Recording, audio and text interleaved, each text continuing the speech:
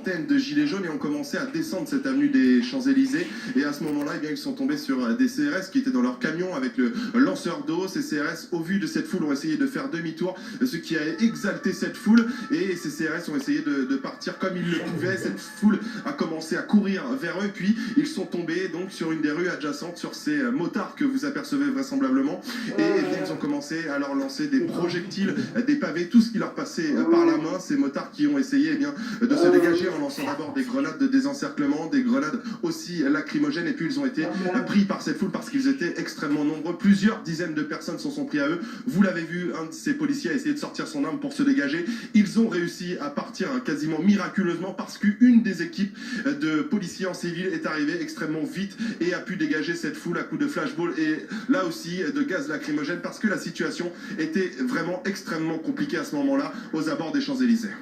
Merci Jérémy Père en direct des Champs-Élysées pour BFM TV. Vous restez avec nous, bien sûr, on marque une courte pause, on se retrouve dans un instant pour évoquer ce 6e samedi de mobilisation, avec une mobilisation qui est en baisse.